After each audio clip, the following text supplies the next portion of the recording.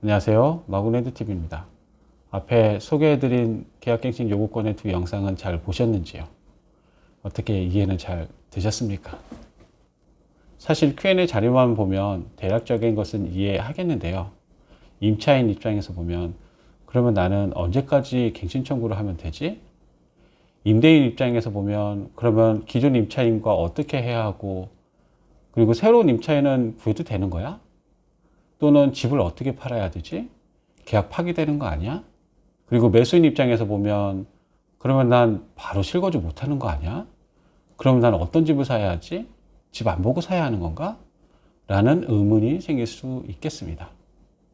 그래서 오늘 이 시간에는요, 계약갱신 요구권을 임차인은 언제까지 어떻게 사용을 해야 하는지, 임대인은 어떻게 대처를 해야 하는지, 그리고 매도인, 매수인은 어떻게 해야 문제없는 계약을 할 수 있는지 정리하는 시간을 가져볼까 합니다. 계약갱신 요구권의 핵심 중에 핵심이라 생각하는데요. 그럼 시작해 보겠습니다. 따라오십시오. 보통 임대차 만기가 다가오면 임대인은 임차인에게 계약 만료에 따라 어떻게 할지 상의를 합니다. 임대인이 전화를 해서 이렇게 얘기를 합니다. 임차인님, 어떻게 2년 동안 거주하시는데 불편함은 없으셨는지요? 이제 임대차가 만료가 다가오는데 어떻게 하실까요? 현재 전세 시세는 어느 정도 하는데요. 저는 이 정도 받고 싶어 합니다. 어떻게 이 정도 보증금을 올려주시겠습니까? 아니면은 계약을 종료할까요?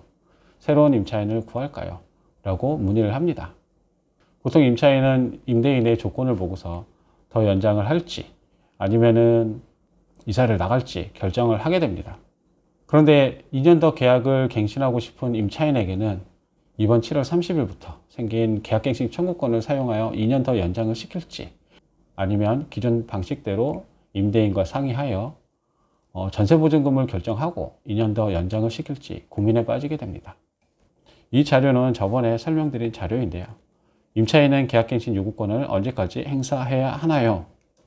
아시다시피 임대차 기간 끝나기 6개월 전부터 1개월 전까지 기간에 계약갱신 요구권을 행사하여야 합니다. 라고 말씀드렸었습니다. 다만 계약 만료일 1개월 전까지 임대인에게 계약갱신의 의사가 도달되어야 한다라고도 말씀드렸었습니다. 이 얘기는 결국에는 계약 만료 6개월에서 1개월 사이에 임대인하고 임차인하고 앞으로의 계약을 어떻게 할지에 대해서 합의를 하게 되는데요. 그때 계약갱신 요구권을 쓰고 싶은 임차인은 정확하게 계약 만료일 1개월 전까지 임대인에게 계약갱신의 의사가 도달되어야 된다는 것입니다. 또한 계약 만료 6개월에서 1개월 사이에 처음에 계약 종료를 얘기했던 임차인이 사정이 변경되어 갱신 요구권을 행사해도 된다고 했었는데요. 이 자료도 저번에 말씀드린 자료죠. 세입자가 나가기로 하고 보증금 일부를 돌려받은 후에도 계약갱신 청구가 가능한가요? 라는 질문이었는데요. 저번에도 말씀드렸듯이 가능하다라고 말씀드렸습니다. 이 내용을 보면요. 처음에 임대인과 임차인이 협의를 하다가 협의가 안 돼서 임차인이 나가겠다라고 얘기를 했고, 그에 대해서 신규 임차인을 구하기 전에 계약 보증금을 받은 경우이고요. 그 경우라 하더라도 임차인이 사정이 변경되어서 임대인이 신규 임차인과 계약서를 쓰기 전에 계약갱신 청구가 가능하다라고 말씀드렸었습니다. 그러면은 임차인은 계약갱신 청구를 언제까지 할 수 있냐? 법에서는 계약 만료 6개월 전부터 1개월 전까지라고 말씀드렸지만, 정확하게 말씀드리면요. 계약갱신 청구가 가능한 6개월에서 1개월 사이라 하더라도 임차인이 퇴거 합의를 했고 이를 근거로 임대인이 신규 임차인을 구해서 계약서를 쓰게 되면은 그러면 계약갱신 청구를 더 이상 할 수 없다는 뜻입니다. 그러면 현재 법 시행의 과도기에 있는 임차인들은 헷갈립니다. 7월 30일 이후부터 나한테도 계약갱신 요구권이 생겼는데, 그리고 임대인이 새로운 임차인과 임대차 계약도 한 것 같은데 나는 어떻게 해야 하지? 라고 생각하시는 분들도 계실 겁니다. 이번 자료도 저번에 설명드렸던 자료인데요. 임대인이 계약 만료 6개월 전부터 1개월 전까지 기간에 갱신을 거절하고 법 시행 전에 제3자와 새로운 임대차 계약을 맺은 경우에도 임차인이 계약갱신 요건을 행사할 수 있나요? 안 된다라고 말씀드렸었습니다. 왜냐하면 법 시행 전이었기 때문에 계약갱신 청구권이 없기 때문에 계약갱신 요건을 행사할 수 없습니다.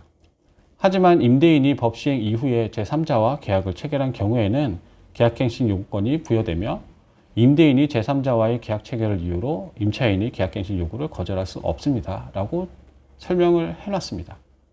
이 부분이 무엇이냐면요. 아무리 법 시행 전에 갱신을 거절했다 하더라도 법 시행 이후에 임차인에게 계약갱신 청구권이 생겼으면 임대인은 계약갱신 청구권을 쓸지 말지에 대해서 합의를 다시 하고 그리고 난 다음에 새로운 임차인을 구해야 된다는 얘기입니다. 설명대로 계약갱신 청구권이 생겼는데 합의를 안 하고 임대인이 제3자와 계약을 체결했다 그러면 기존 임차인과 협의를 안 했기 때문에 임차인의 계약갱신 요구를 거절할 수 없다는 뜻입니다. 따라서 임대인은요, 계약갱신 청구권이 생긴 임차인에게 항상 계약갱신 요구권을 쓸지 말지, 그리고 퇴거를 할지 말지에 대해서 합의를 하고 난 다음에 그리고 새로운 임차인을 구하셔야 하겠습니다. 지금까지 임대인, 임차인에 대해서 알아봤고요. 그러면 매도인, 매수인은 어떻게 해야 할까요? 어떤 매도인, 매수인은 계약갱신 요구권 생기기 전에 집을 팔고 사야 한다는 분들도 계셨었습니다. 계약기간이 많이 남아있는데 집을 보여주는 임차인은 임대인에게 눈치를 많이 줄 것이고요.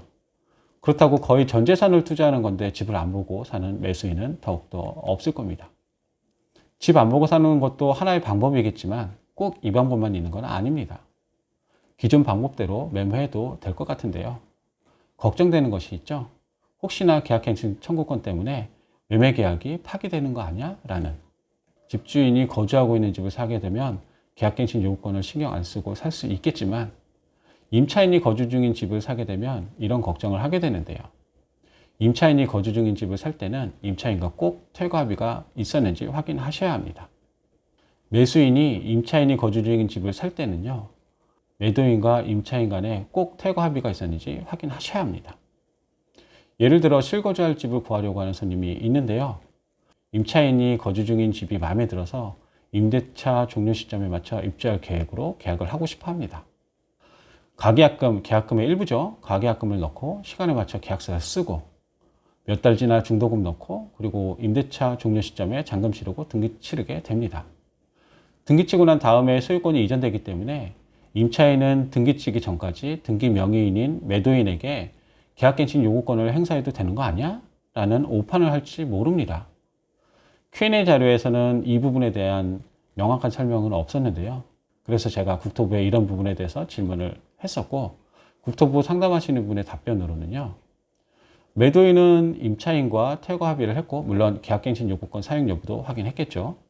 이를 신뢰하여 매매 계약을 했다면 계약갱신 요구권은 사라진다라고 했습니다. 조만간 추가 설명 자료집도 나갈 거라고 했었고요. 따라서 임차인이 거주 중인 집을 계약갱신 요구권 행사 기간에 팔려는 매도인은요, 임차인이 계약갱신 요구권을 사용할지 말지, 그리고 퇴거를 할지 말지 꼭 합의하시고 이를 바탕으로 매매 계약을 하셔야 합니다. 그러면 정리하겠습니다. 임차인의 계약갱신 요구권 행사 기간은 다음과 같습니다. 임차인과 협의 없었을 때 임차인의 계약갱신 요구권 행사 기간은요, 만기 6개월에서 만기 1개월 전까지입니다. 이때까지 행사를 하시면 되겠습니다. 물론 계약갱신 거절 사유가 있기 때문에 그 부분은 제외했습니다. 그렇다면 임차인과 협의가 있었을 때 임차인의 계약갱신 요구권 행사 기간은 언제일까요? 만기 6개월에서 신규 계약일 전입니다. 그 전에 계약갱신 요구권을 행사하셔야 하고, 만약에 임대인과 임차인 간에 퇴거 합의가 있었고 이를 신뢰하여 계약을 작성했다 하면은 계약갱신 청구권은 사라진다고 보셔야 되겠습니다. 오늘은 계약갱신 요구권의 핵심인 계약갱신 요구권 행사 기간을 임대차인 경우와 매매인 경우 예를 들어서 설명을 해 봤습니다. 다음에도 더 좋은 영상으로 찾아뵙도록 하겠습니다. 지금까지 마구랜드 TV였습니다. 감사합니다.